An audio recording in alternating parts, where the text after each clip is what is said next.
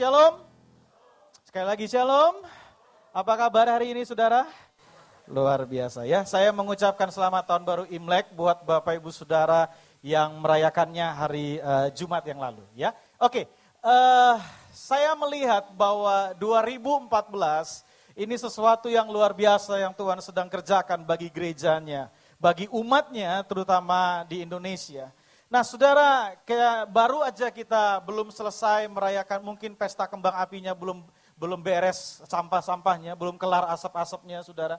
Tiba-tiba kita sudah mendengar dari pemerintah kita bahwa gas LPG katanya naik yang lalu ya, naik. Beberapa orang di bawah, rakyat-rakyat kecil mereka mulai cemas dan lain sebagainya. Ada yang sempat berkata, Pak kami harus beli dengan 140.000, ada yang bilang 150.000 dan lain sebagainya. Itu belum selesai, Jakarta banjir saudara ya. Itu juga belum selesai, sampai sekarang Sinabung juga belum berakhir saudara. Dan belum selesai juga, tiba-tiba Manado juga mengalami sesuatu. Belum juga selesai, kita mendengar juga Jawa Tengah yang gak biasa-biasanya juga mengalami sesuatu. Saya sebagai hamba Tuhan mencoba bertanya kepada Tuhan, kira-kira apa yang sedang terjadi? Karena ternyata yang mengalami itu bukan cuma orang yang gak percaya, tapi justru di beberapa tempat orang percaya mengalami hal yang demikian. Orang-orang yang mengasihi Tuhan mengalami hal yang demikian.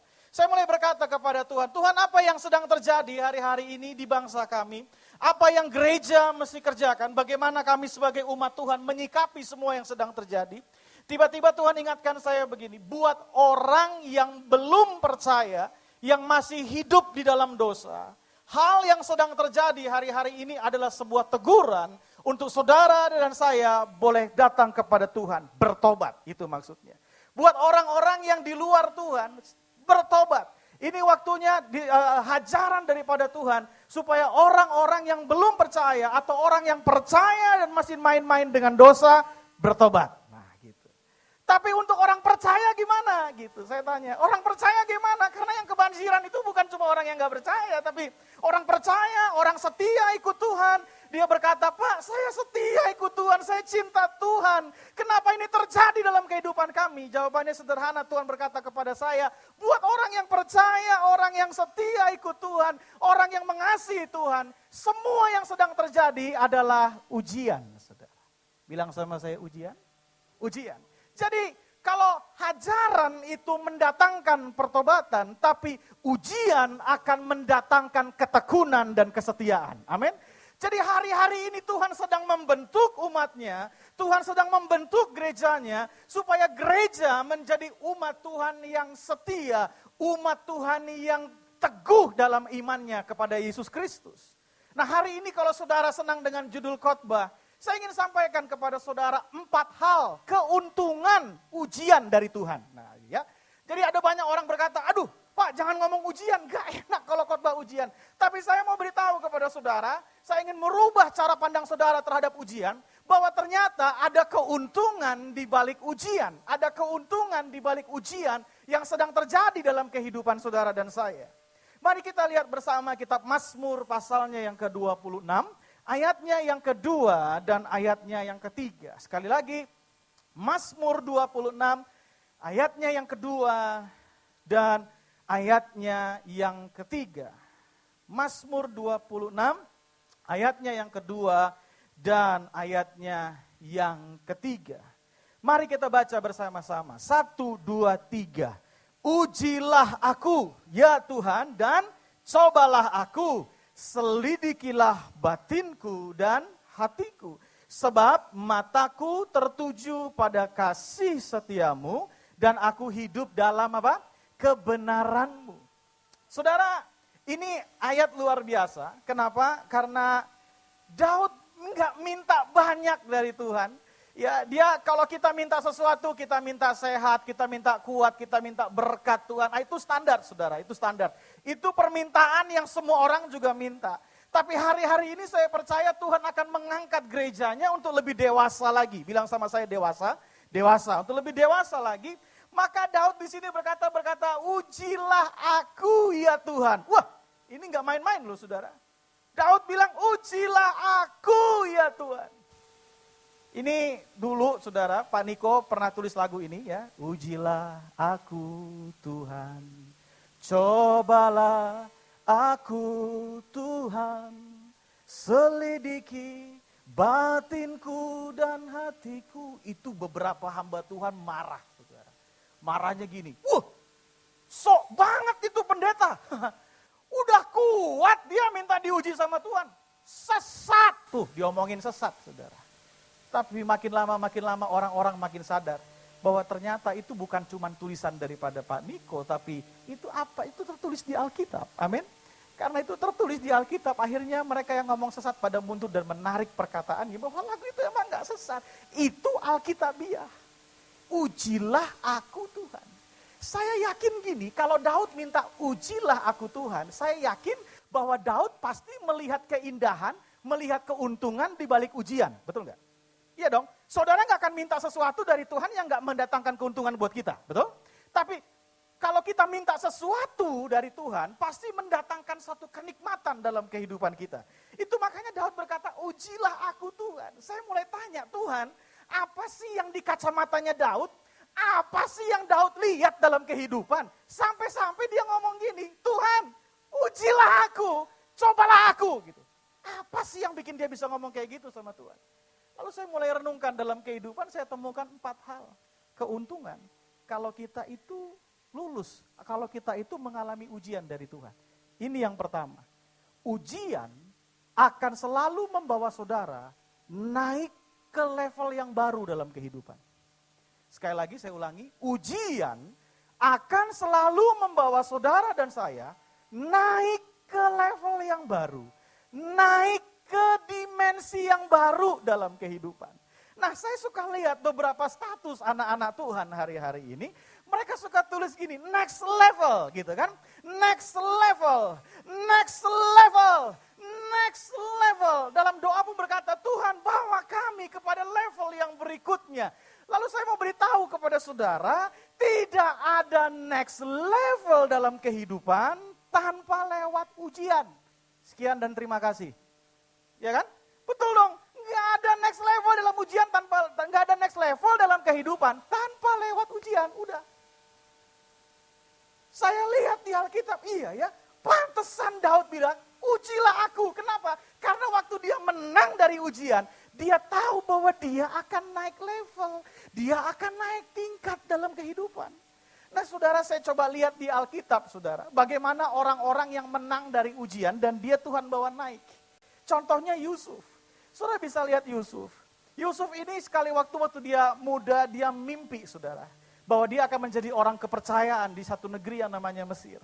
Lalu singkat cerita, keluarganya semua mencemooh. Apa sih kamu?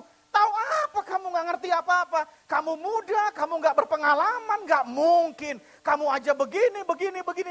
Singkat cerita karena kakak-kakaknya cemburu, lalu Yusuf masuk pada ujian pertama, dia dijebloskan ke dalam sumur. Dari sumur Yusuf diproses, masuk ke rumahnya Potifar. Di rumah Potifar dia difitnah, masuk ke penjara. Sampai di penjara, saya mau beritahu sama saudara, kalau waktu ujiannya belum selesai, belum naik. Kalau waktu ujiannya belum selesai, saya bilang ini, belum naik. Apa yang terjadi? Yusuf itu singkat cerita ngomong gini sama temennya. Dia mau ngomong gini, kamu kan dipanggil raja, kamu kan dipanggil Firaun. Nanti kalau kamu ketemu raja, bilang sama raja bahwa kamu punya teman di bawah nih yang bisa tafsir mimpi juga. Bilang ya, kasih tahu sama raja. Singkat cerita orang ini ketemu raja dan lupa sama Yusuf. Kenapa kok bisa lupa? Boleh saya kasih tahu? Belum selesai. Belum apa? Tapi sampai waktunya tiba. Orang ini ingat, Tuanku Raja, saya punya teman dulu di penjara. Dia bisa menafsirkan mimpi. Lalu Yusuf dipanggil. Yusuf naik ke atas. Yusuf terjemahkan mimpi. Dan kita tahu apa yang terjadi. Yusuf dari penjara, dia ke istana. Nggak kayak zaman sekarang, dari istana dia ke penjara. Nah, itu beda, saudara. Itu beda. Ngerti yang saya maksud? kalau lagi ngebentuk orang lewat ujian. Mungkin saudara berkata gini, Pak, kenapa sih Tuhan gak cepet-cepet aja naikin orang? Tahu gak saudara? Karena Tuhan selalu berurusan dengan kualitas. Sekali lagi saya ulangi, Tuhan selalu berurusan dengan kualitas. Coba lihat di Alkitab, orang yang lewatin proses, lewatin ujian, terus mengalami promosi dari Tuhan. Dengarkan ini, posisinya selalu tidak tergantikan. Yusuf tidak tergantikan. Daniel tidak tergantikan. Berkali-kali ganti pimpinan pemerintahan, berkali-kali ganti raja. Daniel tetap jadi orang penting di situ. Tidak tergantikan. Ujian akan membawa seseorang apa? Naik. Bilang kiri kanannya, sebentar lagi kamu naik. Tahan-tahan aja ya, gitu ya. Sebentar lagi naik, saudara. Yang kedua Daud, saudara. Saya mulai lihat Daud juga sama, saudara ya. Kira-kira usia 16-17 tahun kemungkinan waktu itu, dia diurapi jadi raja. Tapi besoknya tetap mengembalakan kambing domba. Sampai satu ketika dia ketemu sebuah ujian besar. Dia berhadapan dengan Goliat, saudara. Sebelum Daud berhadapan dengan Goliat, siapa Daud? Enggak dipandang apa-apa, saudara. Anak kecil tidak berpengalaman, enggak tahu banyak hal. Orang bilang, ya cuman menggembalakan 2-3 ekor kambing domba. Apa yang sih dibanggakan dengan 2-3 ekor? Orang menganggap rendah Daud, orang enggak pandang Daud siapa. Tapi sampai satu ketika dengan iman Daud mengalahkan Goliat. Sejak Goliat tumbang, posisi Daud berbeda. Betul enggak? Cara orang lihat Daud berbeda. Yang tadinya orang lihat Daud itu orang anak kecil, tidak berpengalaman, enggak bisa apa-apa. Sejak Goliat tumbang, orang bilang ini bukan orang sembarangan. Ini bukan orang main-main. Ini orang yang luar biasa. Saul mengalahkan beribu-ribu. Daud mengalahkan berlaksa-laksa. Sudah bisa lihat? Orang itu naik dengan sendirinya.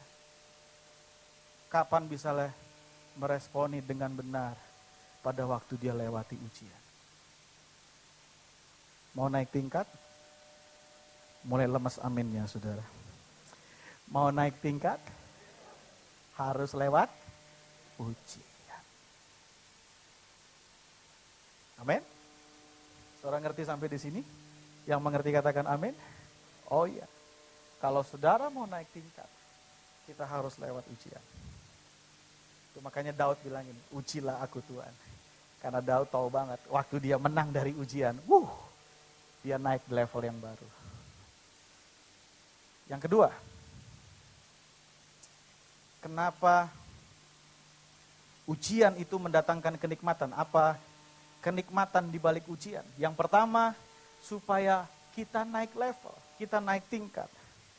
Yang kedua, ujian itu akan membawa begini, hidup saudara dan saya menjadi murni.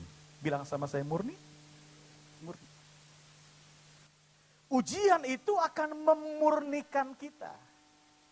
Loh, kenapa murni itu penting, Pak? Kenapa murni itu jadi sesuatu yang luar biasa buat Tuhan gitu? Kenapa kemurnian itu begitu penting?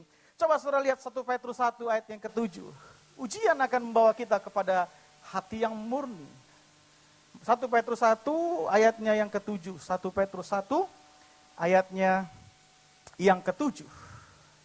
Lihat ya, 1 Petrus 1 ayat yang ke-7. Kita baca sama-sama 1, 2, 3. Maksud semuanya itu ialah untuk apa? Membuktikan kemurnian imanmu yang jauh lebih tinggi nilainya daripada emas yang fana, yang diuji kemurniannya dengan api, sehingga kamu memperoleh puji-pujian dan kemuliaan dan kehormatan pada hari Yesus Kristus menyatakan dirinya. Dengan kata lain begini saudara, hanya orang yang punya hati yang murni yang akan melihat kemuliaan Tuhan. Saudara mau lihat kemuliaan Tuhan? Saudara melihat tangan Tuhan bekerja dahsyat dalam kehidupan kita? Miliki hati yang murni. Hanya dengan kemurnian seseorang akan melihat kemuliaan Tuhan. Itu makanya dalam kitab Mazmur dikatakan, siapakah yang boleh naik ke gunung kudus Tuhan? Yang boleh naik ke gunung kudus Tuhan adalah orang yang bersih tangannya dan murni hatinya. Lewat ujian itu kadang yang gak murni ketahuan, saudara. Saya mau beritahu kepada saudara, bahwa ternyata begini, ujian yang paling banyak kita alami dalam kehidupan sehari-hari, itu adalah ujian motivasi. Masa iya Pak? Ayo coba. Saya ulangi sekali lagi ya. Ujian yang paling kita sering alami dalam kehidupan kita sehari-hari, itu ujian motivasi. Saudara boleh berbuat baik sama orang, saudara boleh kerjakan banyak hal sama orang, tapi tahukah saudara, yang Tuhan lihat bukan yang apa yang saudara kerjakan, tapi yang Tuhan lihat adalah ini, motivasi di balik saudara mengerjakan itu. Ngerti yang saya maksud? Itu makanya Alkitab berkata, ada orang, hamba Tuhan berkata begini, bukan orang yang berseru Tuhan, Tuhan, gitu kan? Alkitab berkata, bukan orang yang berseru Tuhan, Tuhan. Bukan dia berkata bahwa aku sudah ngusir setan, aku sudah bernubuat, bukan itu. Banyak orang yang bisa kerjakan itu. Tapi masalahnya begini, apa motivasi di balik mengerjakan itu semua? Itu yang Tuhan lihat. Kita boleh banyak berbuat baik pada orang lain, tapi yang Tuhan lihat bukan cuma sekedar perbuatan baik itu, tapi mata Tuhan lebih mengarah kepada di balik perbuatan baik yang kita kerjakan, apa motivasinya. Saya kasih contoh diri saya aja dalam dunia pelayanan. Kadang-kadang saya suka bertanya, dan Tuhan suka bertanya dalam diri saya. Untuk apa? Kadang-kadang begini, saudara. Saya diundang khotbah di tempat besar misalnya. Terus bawa pulang hasil yang besar, pundi-pundi yang besar. Lalu singkat cerita dihubungi lagi. Waktu pas dihubungi lagi, kadang-kadang Tuhan tanya gini sama saya.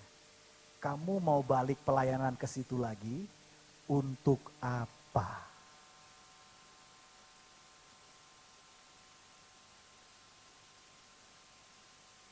Untuk pundi-pundinya, atau karena kamu lihat jiwa-jiwanya?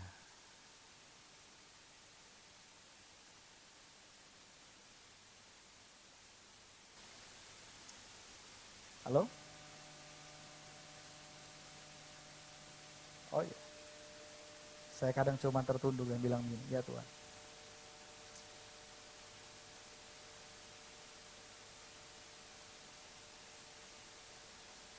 Beberapa hal saya menangis di hati Tuhan. Karena kadang-kadang yang menggerakkan untuk kita melakukan sesuatu bukan lagi murni, saudara. Bukan lagi murni. Tapi sudah digerakkan oleh yang lain. Saya setiap hari bergumul dan belajar banyak untuk terus memiliki hati yang murni. Gak gampang, saudara. Kadang kita pelayanan juga, saudara. Kita pelayanan ke satu tempat. Untuk apa ke situ? Untuk memberitakan firman terhadap jiwa-jiwanya atau untuk yang lain? Dan saya mulai melihat gini, kapan hati kita datang dengan hati yang murni? Di situ saya lihat kemuliaan Tuhan nyata. Tapi tanpa datang dengan hati yang murni, pelayanan hanya sekedar mengeluarkan keringat, tidak mengeluarkan kemuliaan Tuhan dalam kehidupan. Tapi kapan datang dengan hati yang murni, di situ saya lihat kemuliaan Tuhan dinyatakan. Ayo hari ini, saudara dan saya dalam kehidupan sehari-hari, kita bertemu, kita baikin orang-orang di sekeliling kita. Apa motivasi yang mendorong itu semua? Apakah karena hati kita yang mengasihi dia? Atau karena kita punya kepentingan lain di balik itu? Dan dengarkan saya baik-baik, Tuhan selalu melihat apa yang ada di dalam hati. Betul? Karena Tuhan selalu konsentrasi pada apa yang ada di dalam hati. Itu makanya tiap kali saya pelayanan, kadang lagi nyetir mobil, saya suka merenung di satu titik, saudara. Ngapain saya pergi ke sini? Ngapain saya pergi ke sana? Misalnya gitu. Saya suka merenung sendiri. Sampai saya dapatkan, yes, saya pergi untuk memberitakan firman Tuhan. Jadi firman yang saya sampaikan, nggak lagi ada embel-embel di belakangnya. Nggak lagi takut ini tersinggung, takut ono tersinggung. No. Saya cuma sampaikan aja apa yang Tuhan taruh di hati saya. Karena saya nggak punya kepentingan apa-apa. Saya cuma bawa kepentingannya Tuhan untuk hidup saudara. Kapan saudara mendengar dan mengerjakan isi hati Tuhan, sesuatu pasti terjadi dalam kehidupan saudara dan saya. Tepuk tangan yang meriah bagi Tuhan kita. Haleluya. Itu yang Tuhan mau supaya saudara dan saya kerjakan dalam kehidupan. Yuk kita punya hati yang murni. Yang melayani, layani dengan hati yang murni. Yang apa lagi Pak, saya di kantor Pak. Oke di kantor, kerjakanlah segala sesuatu dalam kemurnian, dalam hati yang murni saudara. Karena dengan kemurnian kita akan bisa melihat kemuliaan Tuhan dinyatakan dalam kehidupan. Itu hal yang luar biasa akan terjadi dalam kehidupan kita. Saya udah lihat banyak hal dalam kehidupan. Sekali lagi saya ulangi, kapan mengerjakan sesuatu dengan hal yang murni? Kemuliaan Tuhan. Kalau saya bilang kemuliaan Tuhan, saudara tuh nggak ini ya, nggak gambarnya kemuliaan Tuhan. Wah ada tiang awan, tiang api. Bukan gitu ya. Kemuliaan Tuhan tuh gini, pintu yang tertutup terbuka. Itu kemuliaan Tuhan saudara ya. Hal-hal yang kita mustahil terbuka. Itu kemuliaan Tuhan gitu. Yang kita bilang nggak mungkin, jadi mungkin. Itu kemuliaan Tuhan. Tapi dibalik untuk lihat semua yang mustahil jadi mungkin ini, diperlukan kemurnian. Terus jangan pikir kemuliaan Tuhan itu cuman, ya tadi saya bilang, bukan kemuliaan Tuhan yang tadi saya bilang, yang tertutup terbuka itu. Kadang-kadang kita lihat kemuliaan udah lain sih saudara. Mari jemaat Tuhan berikan kemuliaan, prok. Jadi kemuliaan sama dengan tepuk tangan gitu, enggak kan? Terus jangan berpikir bahwa kemuliaan Tuhan itu tepuk tangan, enggak. Kemuliaan Tuhan itu tadi saya bilang, bahwa banyak hal yang tertutup akan terbuka dalam kehidupan kita. Miliki hati yang murni. Yang keberapa sekarang? Ketiga. Yang ketiga,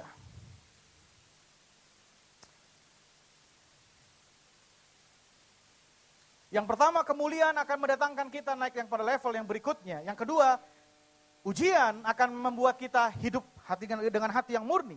Yang ketiga, ujian akan membuat saudara dan saya mengenal nama Tuhan. Nah itu dia, mengenal nama Tuhan. Kalau saya bilang mengenal nama Tuhan, itu artinya juga gini, saudara mengenal Tuhan itu sendiri. Mengenal karakternya Tuhan. Mengenal nama Tuhan. Nanti kalau saudara buka di dalam kitab Kejadian pasalnya yang ke-22, ayat yang pertama sampai dengan ayat yang ke-18, karena waktu saya tidak cukup, jadi Kejadian 22 ayat yang pertama sampai dengan ayat yang ke-18, judul perikopnya di situ adalah kepercayaan Abraham diuji. Judul perikopnya adalah kepercayaan Abraham diuji. Nah saudara tahu ya, itu cerita tuh luar biasa saudara. Luar biasanya gini, sekali waktu Abraham itu bergumul untuk punya anak. Singkat cerita lewati beberapa hal, singkat cerita Abraham punya anak. Lalu ketika tumbuh jadi besar, Tuhan berkata begini kepada Abraham. Abraham, persembahkan Ishak. Bawa Ishak kepadaku. Wah, ini gak gampang saudara. Mempersembahkan sesuatu yang tadinya sangat diharapkan. Oke. Singkat cerita begini saudara. Abraham dan Ishak ini sama-sama naik kan ke atas gunung. Tiba-tiba bujangnya suruh tinggal di bawah. Lalu Ishak mulai curiga, karena Ishak juga tahu proses persembahan itu kan kayak apa ya kan. Singkat cerita, Ishaknya mulai nanya, "Pak, dombanya mana?" Wah, Abraham pasti nyut-nyutan jawabnya. Lalu makin lagi ke atas, katakanlah ditanya lagi, "Pak, dombanya mana?" Maaf ya, ada anak muda di sini saya mau bicara. Dengarkan baik-baik. Dalam peristiwa ini, saya bukan cuma salut sama Abraham, tapi saya salut dengan Ishak. Ishak itu ketaatannya luar biasa terhadap bapaknya. Dia nanya, "Pak, dombanya di mana?" Waktu Abraham udah gak bisa jawab. Saudara, saya yakin kan Ishak tahu proses bikin korban, dia tahu. Ini kalau udah gak ada, lama-lama dia curiga. Jangan-jangan saya nih. Tapi yang hebatnya sampai di titik ini saudara, Ishak itu diikat, betul? Waktu dia diikat, Ishak mulai ngerti, saya pasti. Dan yang hebatnya Ishak, nggak berontak sama sekali. Saya kadang baca Alkitab ini mikir gitu, wih ini Ishak kalau Ishaknya nggak betul-betul taat, tunduk, mati sama orang tuanya, mungkin ayatnya akan berbeda. Maka Abraham berusaha untuk mengikat Ishak. Lalu Ishak memberontak terhadap Abraham. Lalu singkat cerita, Ishak lari dari gunung. Abraham mengejarnya. Maka kejar-kejaranlah antara Ishak dan Abraham. Tapi ayat ini gak bilang gitu. Ishak tahu dia bakal dikorbankan. Tapi dia tetap serahkan. Dia tahu otoritas bapaknya. Dia serahin. Saya bilang begini waktu saya baca cerita ini. Saya cuma bilang begini. Yang dahsyat itu bukan cuma Abraham. Tapi Ishaknya juga dahsyat. Kalau saudara jadi anak hari ini. Miliki karakter anak seperti Ishak. Tapi yang luar biasanya. Waktu mau tangan Abraham terayun. Tiba-tiba Tuhan ngomong. Jangan. Lalu Tuhan terus sediakan domba. Lalu ayat yang berikutnya berkata. Di situ. Sejak saat itu. Mulai muncul kata ini. Tuhan menyediakan. Dalam bahasa aslinya. Jehovah Jireh. Dari situ Abraham mengenal nama Tuhan. Jehovah Jireh. Tuhan menyediakan. Kapan orang lewati ujian. Waktu dia menang dari ujian. Detik itu saudara. Dia akan mengenal nama Tuhan. Dia akan mengenal karakter Tuhannya. Amin saudara. Nah, saudara, di beberapa tempat ada banyak orang berdoa menaikkan doa Mazmur pasalnya yang ke-91 hari-hari ini. Berdoalah dengan doa itu. Saya juga menaikkan doa itu. Saya setuju dengan doa itu. Memang itu Alkitabiah. Doakan Mazmur 91. Tapi saya mau beritahu kepada saudara. Ayat kunci dari Mazmur 91. Biar saudara makin tak gitu. Ayat kunci dari Mazmur 91. Itu kalau saudara baca ayat yang pertama sampai dengan ayat yang ke-13. Coba saudara siapkan. Mazmur 91 ayat 14 ya. Mazmur 91 ayat 14. Kalau saudara baca mulai dari ayatnya yang pertama sampai dengan ayat yang ke-13. Di situ kan bicara janji Tuhan bahwa Tuhan akan melindungi kita, walau 1000 rebah di sisi kiri kita, 1000 itu beraksasa di sebelah kanan kita tidak akan apa-apa, kita terhindar dari panah-panah si jahat dan lain sebagainya. Itu bicara soal hal-hal yang demikian. Tapi ternyata ayat kunci dari Mazmur 91 ada di ayat yang ke-14. Di situ dikatakan sungguh hatinya melekat kepadaku, maka aku akan apa? Meluputkannya, aku akan membentenginya, sebab apa? Ia mengenal namaku. Wow, jadi ternyata gini saudara, kalau saudara berharap ayat 1 sampai ayat 13 terjadi dalam kehidupan, yang saudara dan saya mesti kejar adalah ayat 14. Hati yang melekat kepada Tuhan, dan ini dia, sebab ia mengenal namaku. Kapan kita mengenal nama Tuhan, di situ Tuhan akan bertindak sebagai pelindung yang sejati dalam kehidupan. Doakan Mazmur 91, ucapkan dengan lantang, tapi jangan berhenti sampai di situ. Lihat kata kuncinya, itu terjadi karena hatinya yang melekat kepada Tuhan. Jadi ternyata semua yang sedang terjadi ini, supaya saudara dan saya ditarik oleh Tuhan, untuk kita punya hati yang melekat kepada Tuhan. Dan gak cuma sampai di melekat, supaya saudara dan saya apa? Mengenal nama Tuhan. Dari mana kita bisa kenal nama Tuhan? Lewat ujian. Tanpa lewat ujian, kita gak bisa mengenal nama Tuhan. Amin. Haleluya. Sudah melihat bahwa ada kenikmatan di balik ujian? Aminnya kayak kerupuk masuk angin ini saudara. Sudah melihat ada kenikmatan di balik ujian? Siap untuk diuji? Wah, ini baru jemaat GB Kebon Siri. Tepuk tangan bagi Tuhan kita. Yes! Ini jemaat yang akan melihat Mazmur 91 menjadi kenyataan dalam kehidupan. Oh ya, kalian jemaat akan melihat banyak mukjizat Tuhan, kemuliaan Tuhan nyata dalam kehidupan. Jadi yang pertama, ujian akan mendatangkan kita kepada next level. Ujian akan bawa kita pada hati yang murni. Ujian akan bawa kita untuk mengenal nama Tuhan. Yang keempat, yang terakhir. 1 Korintus 3 ayatnya yang ke-13. 1 Korintus 3 ayatnya yang ke-13. Saya bisa minta tolong pemain musik, teman-teman saya bisa maju ke depan.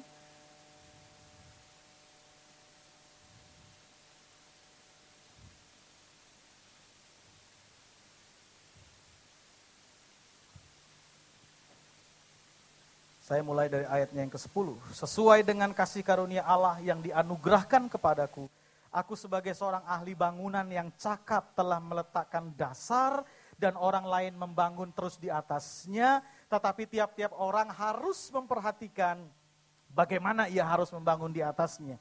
Karena tidak ada seorang pun yang dapat meletakkan dasar lain daripada dasar yang telah diletakkan, yaitu Yesus Kristus. Entahkah orang membangun di atas dasar ini dengan emas, dengan perak, batu permata, kayu, rumput kering, atau jerami. Sekali kelak pekerjaan masing-masing orang akan nampak. Karena hari Tuhan akan menyatakannya. Sebab ia akan nampak dengan api. Dan bagaimana pekerjaan masing-masing orang akan diuji oleh api itu. 14. Jika pekerjaan yang dibangun seseorang tahan uji, ia akan mendapat upah. Yang keempat, apa keuntungan dari ujian? Ujian akan membawa saudara dan saya mengenali keberadaan dirimu sendiri. Ujian akan membawa saudara dan saya mengenali keberadaan kita sendiri. Kita ini bangun ini apa sebenarnya? Ketahuan lewat ujian. Kita membangun dengan emas, perak, batu permata, atau jerami. Kita akan tahu siapa kita lewat ujian. Kita akan tahu kualitas hidup kita lewat ujian. Kita akan tahu kualitas hidup kita lewat ujian. Nah, saudara yang dikasih oleh Tuhan, suatu ketika semua ini akan nampak dalam kehidupan kita. Apa yang sedang kita bangun. Kualitas daripada hidup kita itu akan muncul pada saat saudara dan saya melewati setiap ujian yang ada. Tuhan itu tahu betul siapa saudara. Yang setuju katakan amin. Tuhan tahu banget bagaimana saudara, dia tahu persis. Tapi masalahnya seringkali kita ini nggak tahu kita ini gimana, betul nggak? Saya ulangi sekali lagi, kelihatannya kurang mendengar ya. Tuhan itu tahu banget gimana saudara, betul nggak? Tahu banget gimana saudara. Tapi masalahnya seringkali kita ini nggak tahu kita ini gimana gitu. Nah, untuk kita tahu kita gimana, harus lewat ujian. Kadang dari ujian kita tahu, ternyata saya kurang murni. Ternyata rohani saya masih cetek. Ternyata saya masih orang Kristen yang ikut-ikutan. Ternyata saya kurang bertumbuh. Itu bisa ketahuan posisi kita di mana lewat ujian. Gitu. Oh, ternyata saya sudah mulai bertumbuh di tahun 2014. Itu ketahuan waktu lewat ujian. Nah, gini saudara. Tersesat itu bukan berarti saudara salah jalan. Tersesat itu ketika saudara nggak tahu saudara ada di mana.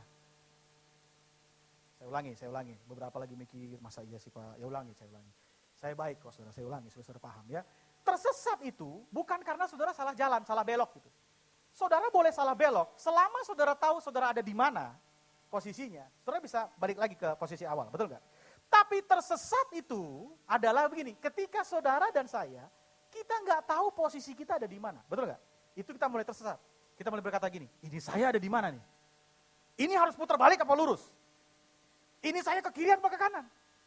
Ketika tersesat, kita sedang nggak tahu kita posisinya di mana. Makanya kalau saudara dan saya pergi ke mall, kita suka lihat ya, di mall itu kan ada peta, betul nggak? Ya, petanya besar. Terus tunjukkannya gini, saudara di sini. Peta itu menunjukkan di mana saudara berada, betul? Dari peta yang menunjukkan kita ada di mana, baru kita tahu arah tujuan kita kemana, betul kan? Kita tahu posisi kita tahu arah tujuan kita mau kemana. Kalau kita nggak tahu posisi kita bingung mau melangkah kemana. Nah, ujian itu akan menunjukkan kepada saudara, Ujian itu akan berkata gini, nih kamu di sini sekarang. Mau maju, ya harus ke sini. Mau kemana? Ke sana, ya harus ke sini. Sekarang posisimu di sini. Itu makanya waktu Kejadian pasalnya yang ketiga, pada waktu manusia jatuh dalam dosa, Adam jatuh dalam dosa. Tuhan nanya gini sama Adam, Adam, di manakah engkau? Pertanyaan di manakah engkau, itu bukan karena Tuhan gak tahu Adam ngumpet di mana. Bukan, pertanyaan di manakah engkau, itu lagi nyindir Adam, kira-kira gini, Adam, kamu tahu gak sekarang posisimu di mana? Kamu sudah menyimpang, Adam, kamu telah menyimpang.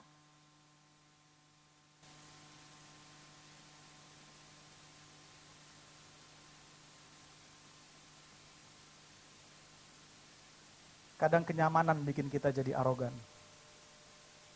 Tapi pada waktu di dapur ujian, kita tahu kita siapa.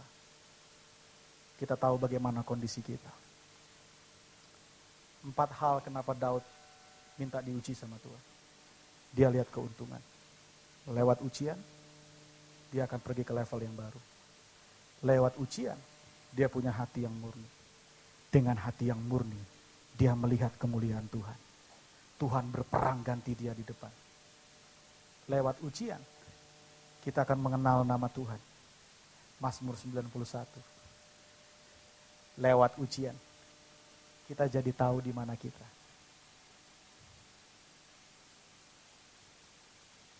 Waktu kita tahu di mana kita tahu kemana kita harus bergerak dan melangkah.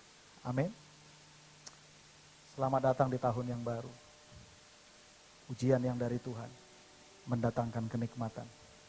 Lewati prosesnya, kita akan sama-sama ketemu di level yang baru. Kiranya Tuhan memberkati saudara sampai keturunan yang paling terakhir. Saya nggak berani bilang 7 turunan, kasihan yang ke-8, saudara ya. Mari bangkit berdiri, sama-sama kita berdoa.